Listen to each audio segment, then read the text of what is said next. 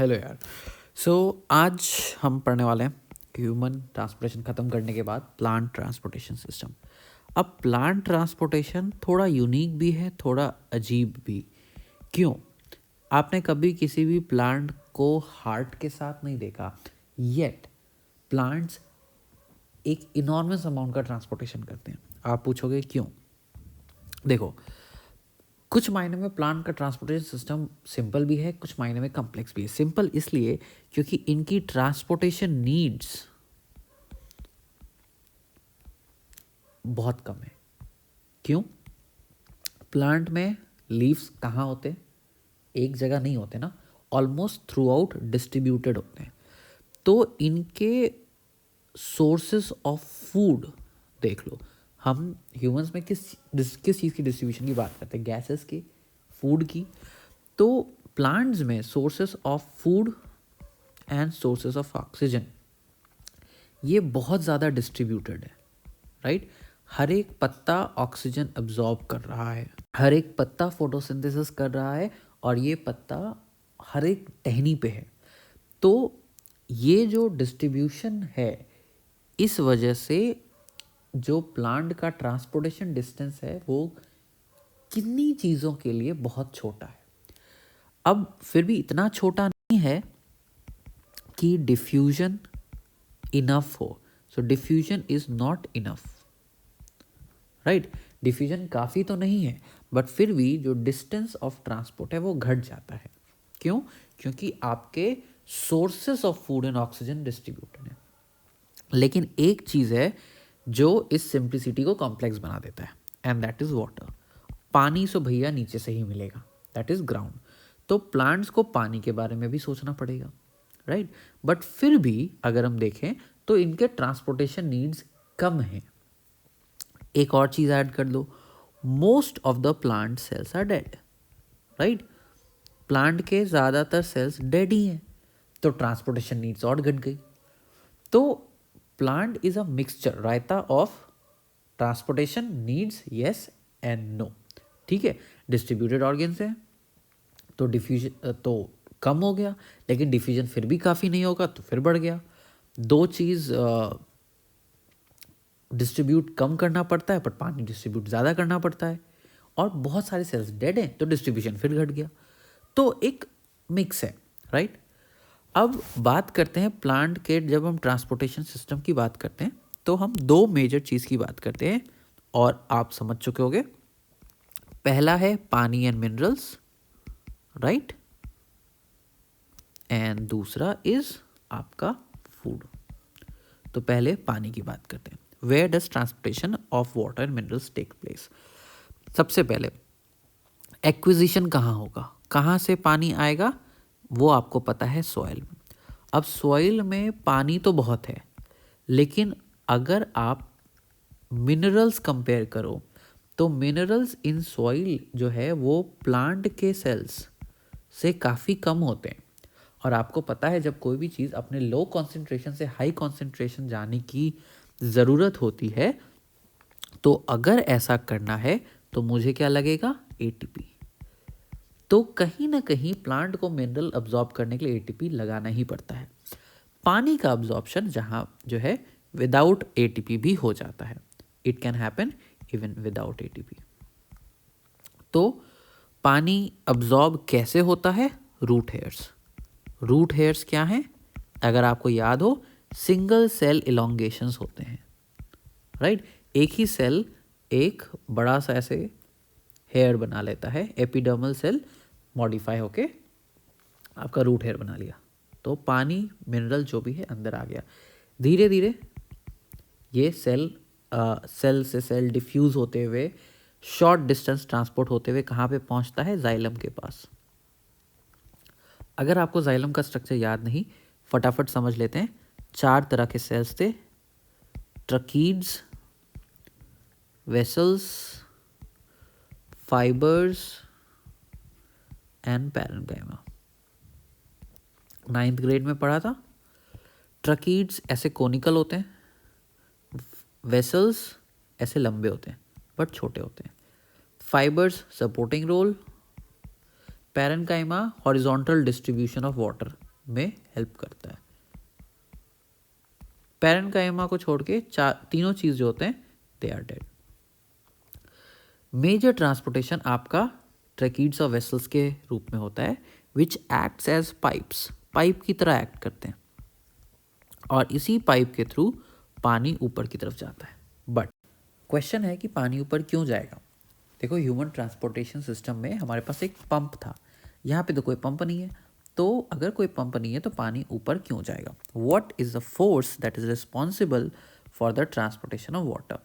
तो हम इसे 3 तरह के फोर्सेस की बात करते हैं।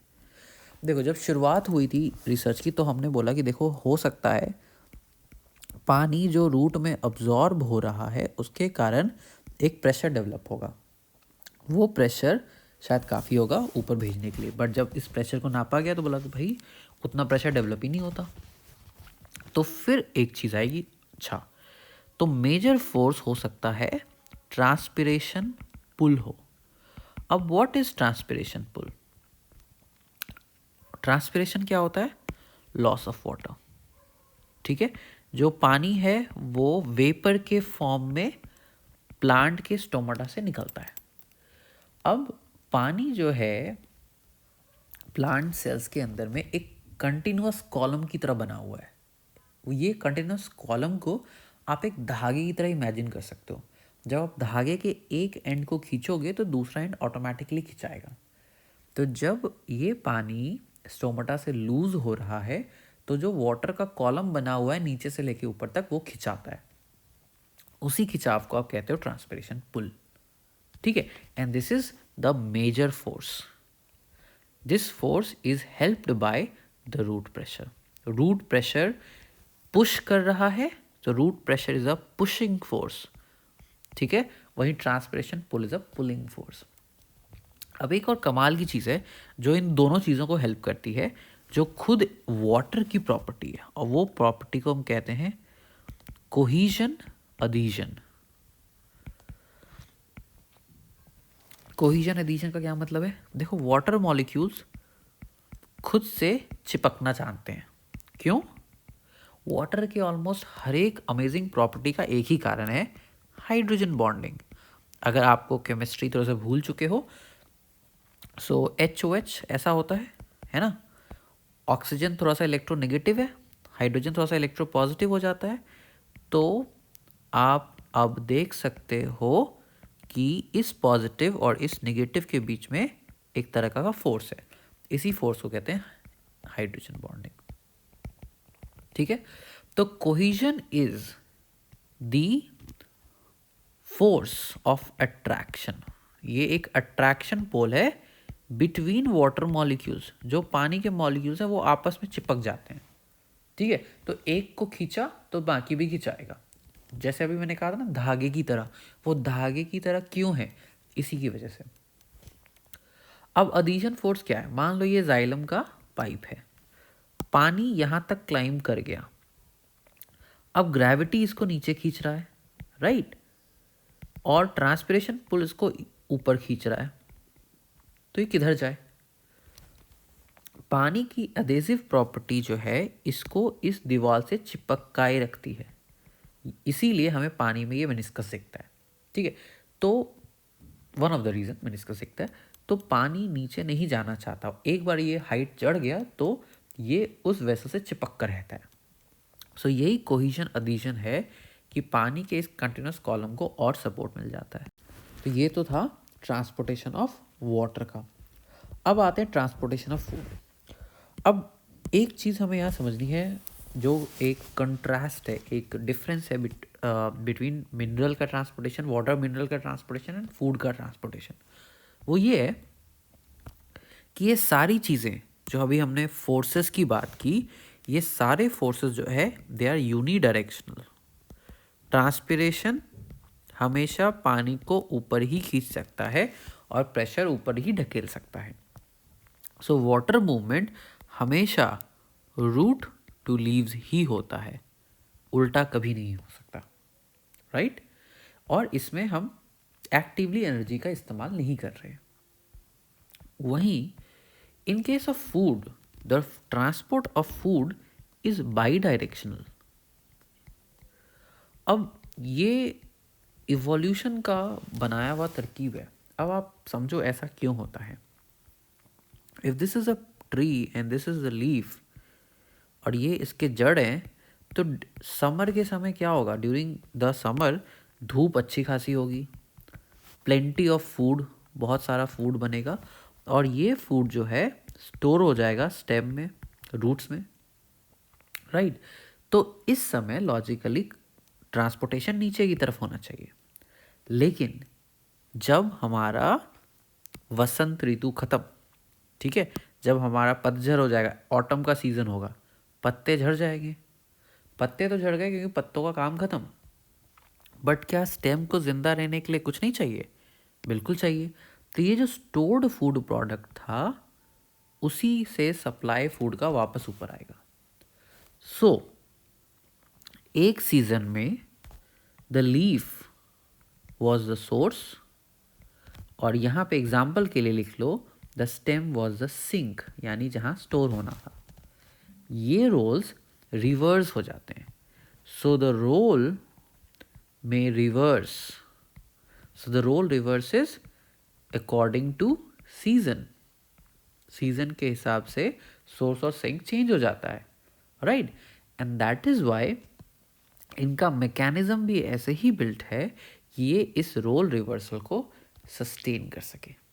कैसे, वो आप देखते हैं। सो उसके लिए पहले हमने क्या बनाया, ये बना लिया जाइलम, ठीक है, और ये बना लिया फ्लोएम के सेल्स, रिप्रेजेंटेटिव ओनली, ठीक है, ये बस रिप्रेजेंटेशन के लिए, इसको ज़्यादा सीरियस ड्राइंग मत लेना। आप भी ऐसे ड्राइंग बोर्ड में बना सकते हो, as long as it is clear, board बुरा नहीं मानेगी। तो ये सेल्स हैं, ठीक है। मान लो ये होगा मेसोफिल सेल आपका, जहाँ पे आपका स्टार्च, ग्लूकोज, कार्बोहाइड्रेट्स बन रहा है। धीरे धीरे ये स्टार्च यहाँ पे सुक्रोज बन के आएगा। याद रखना, हमेशा ट्रांसपोर्ट सुक्रोज का होता है। सो जो भी आपने कार्बोहाइड्रेट बनाया होगा वो सुक्रोज बन के जो आपका मेसोफिल सेल्स है उससे आपके फ्लोएम के सीव ट्यूब्स में लोड होगा। अब देखो, आपको फ्लोएम के भी 4 तरह के सेल्स होते हैं। If you remember, sieve tube cells जो होते हैं वो ट्रांसपोर्टेटरी सेल्स होते हैं, यानी यहाँ से ट्रांसपोर्ट होना है। अब सीव ट्यूब सेल्स में आने के लिए चाहिए होगा एटीपी। क्यों? क्योंकि आप सुक्रोज को अपने लो कॉन्सेंट्रेशन से हाई कॉन्सेंट्रेशन में भेज रहे हो। Sieve tube cells already transport कर रहे होंगे ना, तो उसमें ऑलरेडी है। इसीलिए जब आपने सुक्रोज यहाँ से भर के ऑलरेडी क्राउडेड जगह पे डालने की कोशिश की तो एटीपी खर्च होगा। अब जब आपने डाल दिया तो क्या होगा, कॉन्सेंट्रेशन इंक्रीज हो गया। किसका? सुक्रोज का कॉन्सेंट्रेशन इंक्रीज हो गया। तो बगल में पानी बोलेगा, अरे भाई सुक्रोज का कॉन्सेंट्रेशन इंक्रीज हो गया तो मुझे जाना पड़ेगा कॉन्सेंट्रेशन को नॉर्मलाइज करने के लिए, क्योंकि वाटर का कॉन्सेंट्रेशन अब घट गया। कॉन्सेंट्रेशन अमाउंट सेम है, कॉन्सेंट्रेशन घट गया रिलेटिवली, है ना, उसके वनिस्पत। तो पानी का फ्लो होता है ऑस्मोटिकली, है ना। पानी ऑस्मोटिकली फ्लो होके कहाँ तक चला जाएगा, इन्हीं सेल्स में। अब जब पानी जाएगा तो क्या होगा, pressure will be built, right. और ये प्रेशर इस सैप को, so what do we call this, we call this sap, इस सैप को नेक्स्ट सेल में पुश करेगा, फिर नेक्स्ट सेल में पुश करेगा, फिर नेक्स्ट सेल में पुश करेगा। So this will continue to push the sap जो कि सुक्रोज से लोडेड होगा टू द सेल्स अंटिल कहानी पहुंच जाती है towards the sink cell. Sink cell यानी जहां से अनलोड होना है। वंस अगेन सिंक सेल में ऑलरेडी कॉन्सेंट्रेशन ज़्यादा होगा, तो फिर से आप एटीपी खर्च करोगे टू अनलोड द सुक्रोज, और फिर यहाँ पे आप इसे स्टार्च में कन्वर्ट करके स्टोर कर सकते हो, right. So this theory, this hypothesis is called the bulk flow hypothesis, जो बताता है कि कैसे आपका फ्लो होता है सुक्रोज का और फोटोसिंथेटिक प्रोडक्ट का। अब एक चीज़ ध्यान दो, जैसे ही आपने सुक्रोज को अनलोड कर दिया, अब इस पानी की यहाँ कोई ज़रूरत नहीं, कॉन्सेंट्रेशन नीचे आ गया, सो वाटर कम्स बैक, फिर से ऑस्मोटिकली पानी वापस रिटर्न हो जाता है। तो ये साइकिल चलते रहता है ऐसे ही, ठीक है। And the roles could be reverse depending upon seasons.